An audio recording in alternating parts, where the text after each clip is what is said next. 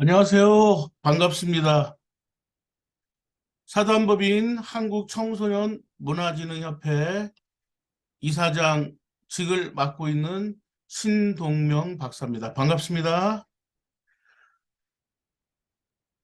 자, 이번에 제12회 환경정화봉사 전국 청소년 실천대회에 많은 관심을 가져주시고 참여하려고 이 동영상을 시청해 주시는 것에 대해서 매우 감사드립니다. 여러분들이 관심을 가지는 내용에 대해서 자세하게 설명드리고자 무료 동영상을 제작하게 되었습니다. 자, 이번 제12회 환경정화봉사 전국 청소년 실천대회의 주제는 탄소 중립 실현을 위하여라는 대주제를 전제하고 있습니다.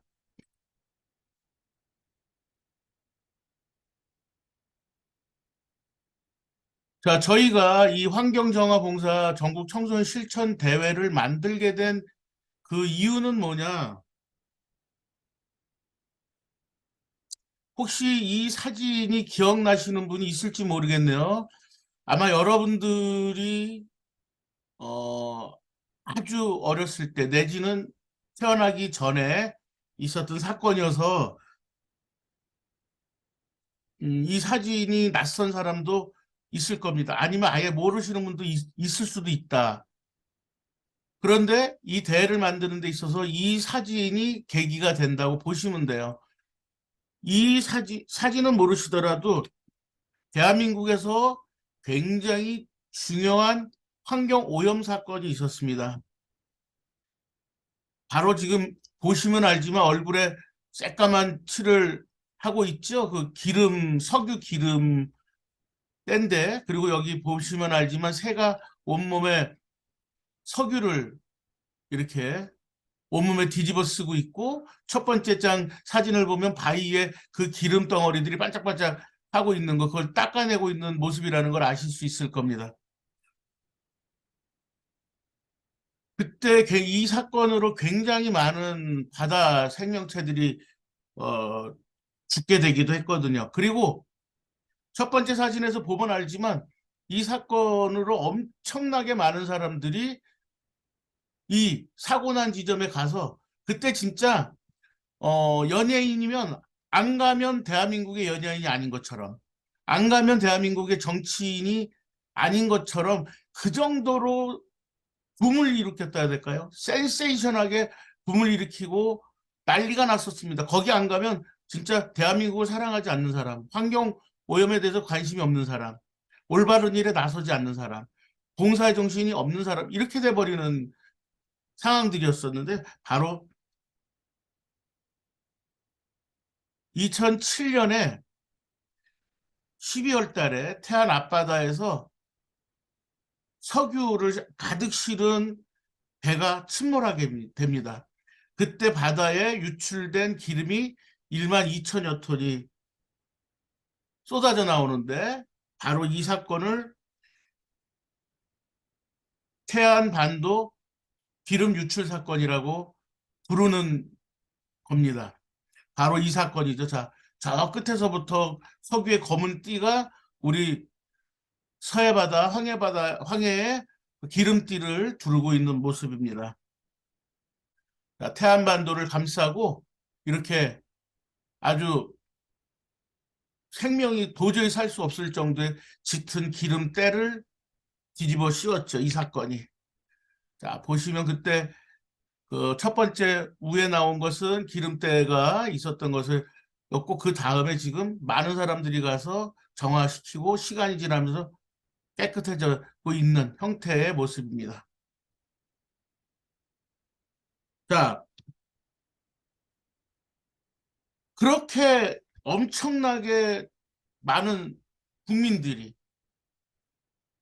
연예인이, 정치인이, 일반 사람들이 그렇게 많이 여기를 찾아갔었는데, 어느 날 한 3개월쯤 지났나?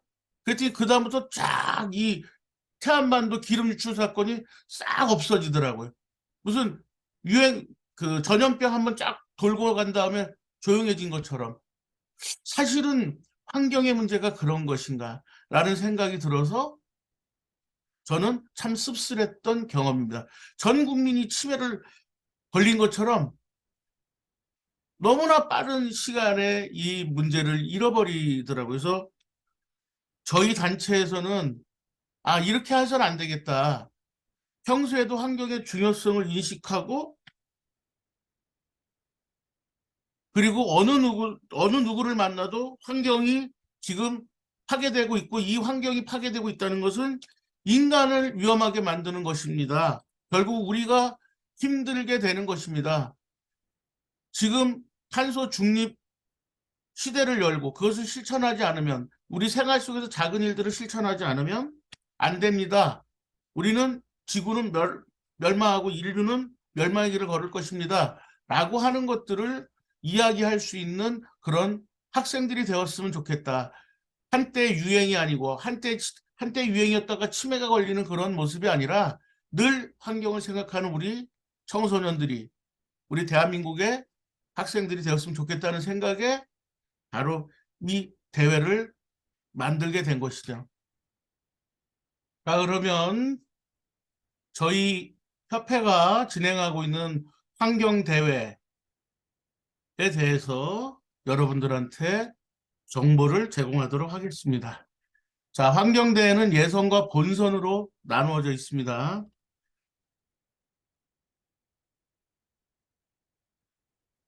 자, 예선은요, 공모전입니다. 그러니까 서류가 온다는 얘기죠. 서류로 접수하시라는 얘기예요. 자, 주제는 탄소 줄이기. 그 탄소를 줄이기 위해서 재활용을 했던 경험, 내지는 어떤 재활용을 했을 때 탄소를 줄일 수가 있다. 이런 것들에 대해서 내 경험이나 내지는 나만의 노하우, 남들이 모르는 거. 그래서 그 뿌듯하게 실천하고 나면 뿌듯한 어떤 나만의 노하우, 남들에게 설명해 줬을 때, 그런 게 있었어? 라고 하는 이러한 특별한 정보, 이런 것들에 대해서 글을 써달라는 것이죠. 그랬더니 어떤 분이 탄소 줄이기 그리고 재활용 나만의 노하우 이렇게 했더니 탄소 줄이는데 재활용 방법에 대해서 재활용을 만드는 거를 생각하시고 재활용을 만들고 있다 그러더라고요. 그게 아니라 탄소를 줄이기 위해서 우리가 재활용을 활용할 필요가 있지 않습니까? 예를 들어서 물병 같은 거, 플라스틱 물병 같은 거, 이런 걸 사용해서 다시 재활용하고 이런 부분들이 탄소 줄이기에 도움이 된다. 이런 것들에 대한 실천, 경험, 나만의 노하우, 이런 걸 얘기해 달라는 것이고, 책을 통해서 또 내지는 인터넷의 어떤 정보를 통해서 그렇게 했더니 탄소 줄이기가 가능했다라고 하는 폭넓은 개념의 탄소 줄이기 실천 방법을 제시해 달라는 거지 어떤 재활용 물품 같은 걸 만들어서 제공해 달라 이런 게 아닙니다.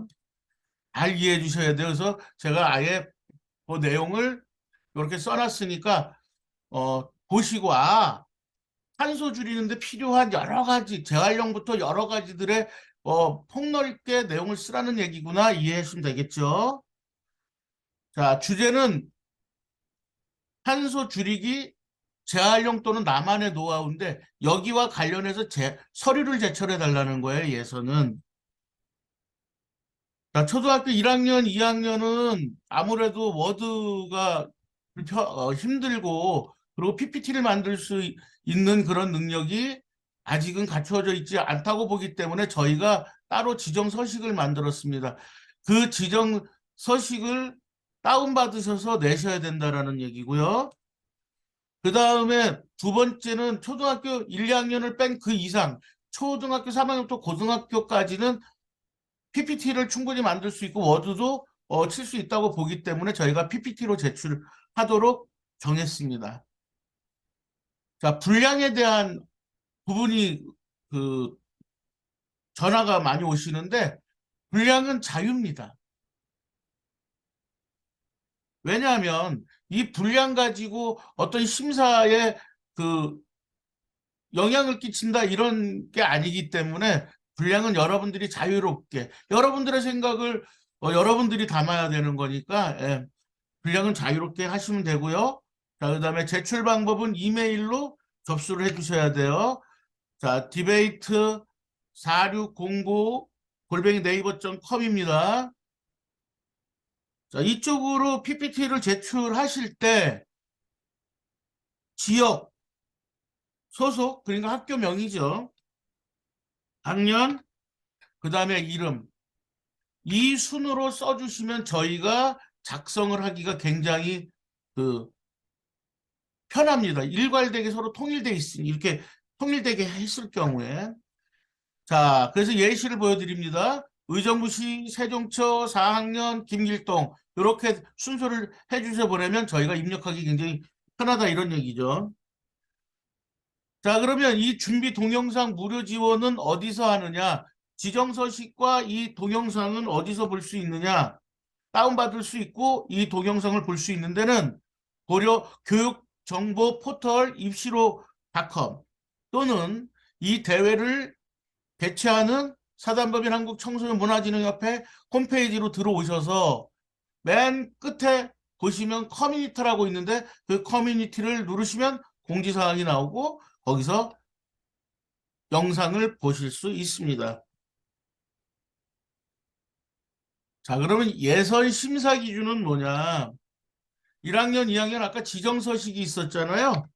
바로 이렇게 지정서식에 아예 이렇게 어떻게 채점을 할 것인지에 대해서 저희가 제시해 놨습니다. 보시면 이렇게 보니까 여기에 쓰라는 거구나. 저희가 아주 중요하게 보는 거는 정말로 이것이 남들이 모르는 정보를 갖고 있느냐, 독창적이냐라고 하는 게 가장 포인트를 두고 있고, 그리고 실제로 현실에 쓸 수 있구나 라고 하는 거. 그래서 사람들이 고개 끄덕끄덕 거리면서 나도 그걸 해야지 라고 하는 설득력 있는 것들이 포인트가 될 것이다 라고 하는 거고요. 초등학교 3학년 이상은 PPT로 제시를 해줘야 되는 거잖아요. 거기에 대해서는 저희가 이렇게 4가지 항목으로 해서 저희가 합계 100점을 가지고 채점을 합니다. 자, 이렇게 예선을 했는데 서류로 공모로 서류가 와서 통과가 됐다. 그럼 본선에 이제 나오셔야 되잖아요. 자, 본선은 당연히 직접 참여입니다. 여기서 직접 참여는 저희는 메타버스나 줌 내지는 웨일온 온라인에서 전국 대회를 하게 된다는 거고 거기에 직접 참여하셔야 된다는 얘기인 거죠. 그러면 어떻게 참여할 거냐? 예선이 통과한 분들한테 각자 반배정을 해주고 몇 시에 어디로 들어오라고 전부 저희가 안내를 해드릴 겁니다. 자, 여기서 예상 인원은 저희가 100명을 얘기하지만 그 예선에서 참여한 학생 수를 보고서 200명이 될 수도 있고, 예, 더 줄을 수도 있고 이렇습니다. 자, 비대면이라고 애초부터 온라인에서 실시된다라고 말씀을 드렸고요. 앞에서도 얘기했지만 예선 통과된 사람들한테 개별로 주소가 발송된다는 거. 그리고 여기서 본선에서 우리가 직접 참여하면 뭘 하는 겁니까? 라고 하면 본인이 낸 원고, PPT를 가지고 프레젠테이션, 즉 설득력 있는 발표를 하게 된다는 거죠. 초등생은 2분, 중고등은 3분으로 합니다. 자, 그럼 프레젠테이션만 하느냐, 발표를 하고 끝나는 거냐? 아니요, 저희는 발표를 하고 반드시 그 다음에 구술 면접이 있습니다. 초등학교는 2분, 중고등학교는 3분으로 할 겁니다. 그러면 도합 초등학생은 4분, 중고등학생은 도합 6분이 되겠죠. 자, 그럼 본선 심사 기준은 뭐냐?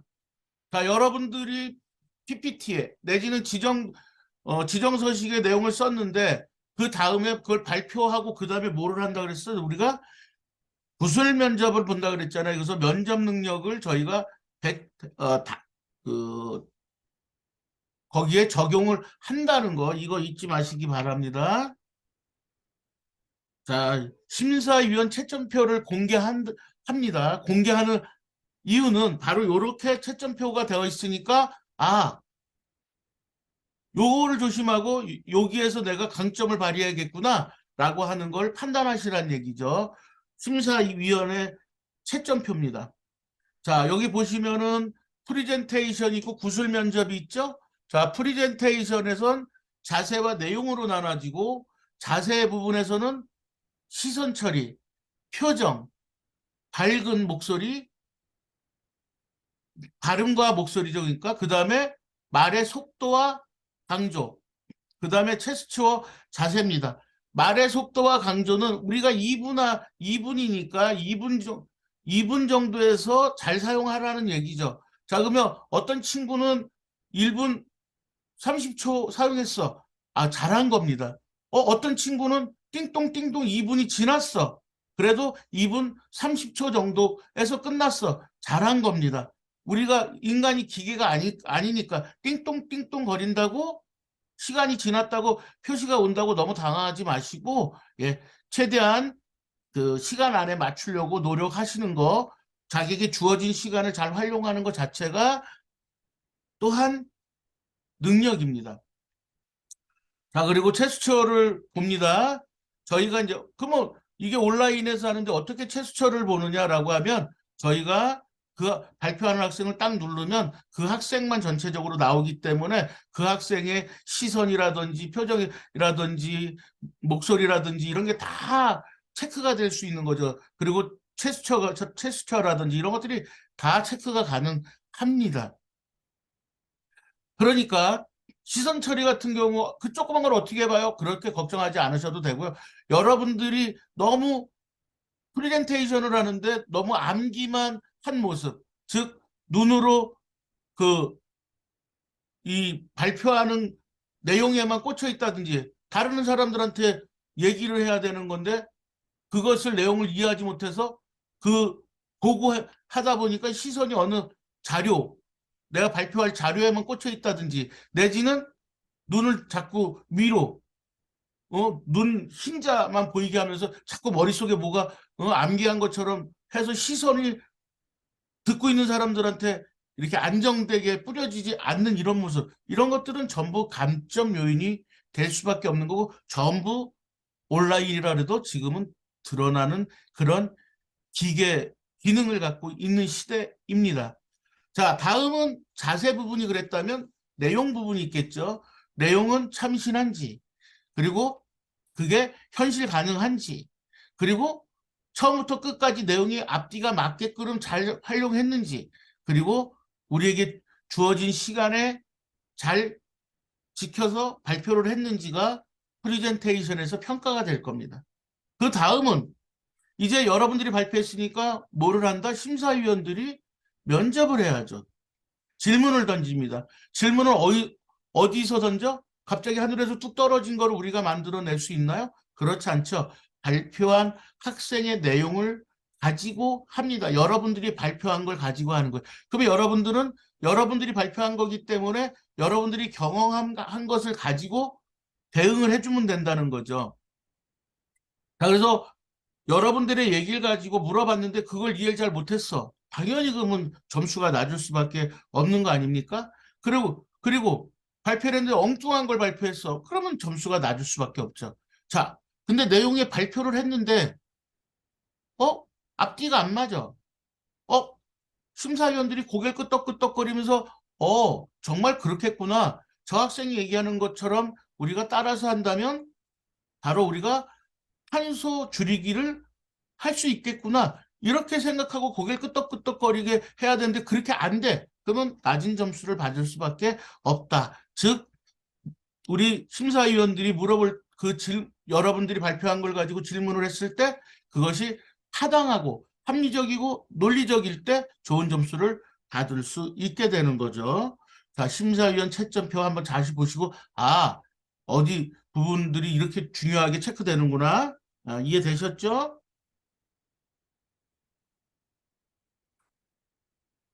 자, 이 대회를 나오면서 참여하면서 좋은 점수를 받고 싶고, 그리고 어찌됐든 나도 그 개인적으로 동기부여, 격려를 받고 싶고, 상으로, 큰 상으로 자, 그렇게 되고 싶을 때, 되고 싶은 사람들은 바로 이 꿀팁 제 말씀드리는 거 잘 들어보시기 바랍니다.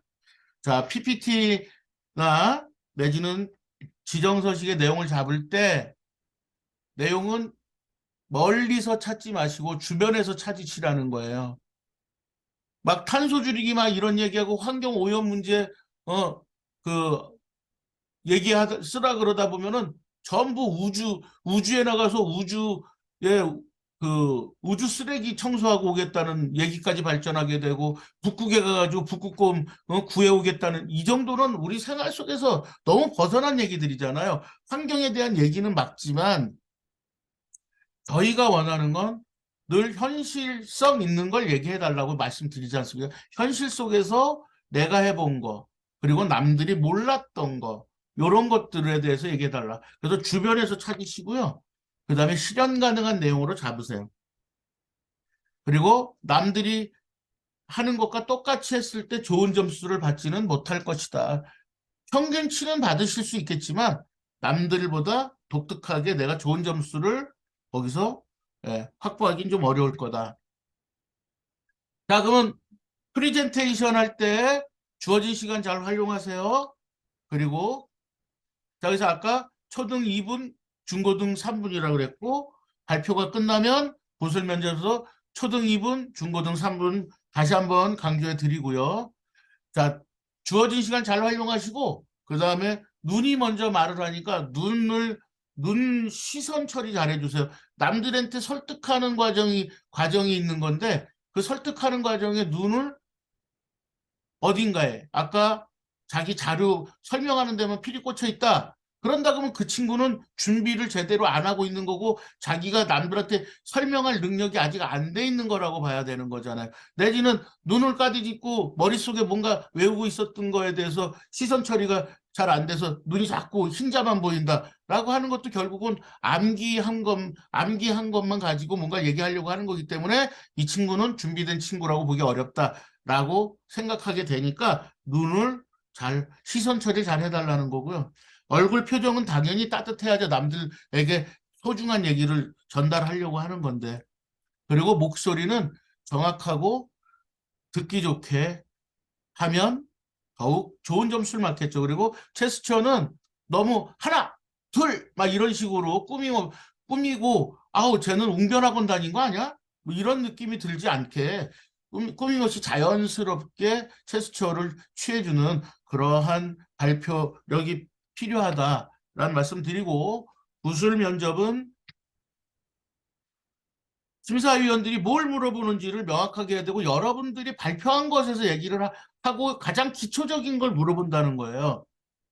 그리고 여러분들은 그러면 뭘 물어봤구나. 그리고 내가 평소에 내 주변에서 이러한 것들을 했더니 그게 탄소 줄이기가 가능하더라라는 실현 가능한 대안을 제시해 주시고 그러려면 내 경험을 이용해서 글을 찾아내고 만들어내는 게 바로 마지막까지 구술 면접까지 가는데 좋은 점수를 맞는 가장 출발이 될 겁니다.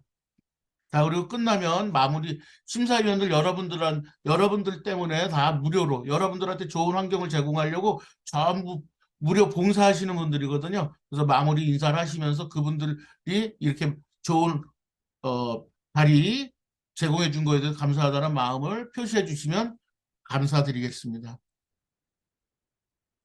자, 이번 환경대회에 환경부 장관상 타기 제12회 환경정화봉사 전국 청소년 실천 대회를 나오면 뭐가 좋은 거냐? 그 기대 효과는 뭐냐?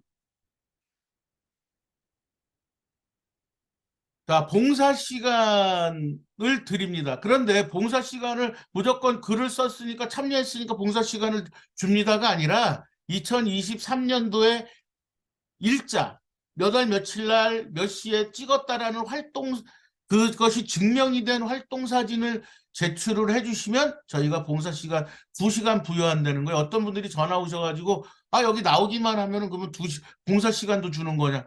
아니요. 2023년 몇 월 며칠 요즘에 그런 날짜하고 시간까지 다 나오는 어플을 이용해서 찍어주셔야 된다는 겁니다. 자, 두 번째는요, PPT 파일로 이걸 내니까 여러분들이 이걸 그대로 해서 학교 수행평가로 내시면 과제물로 제출할 수 있게 되는 거죠.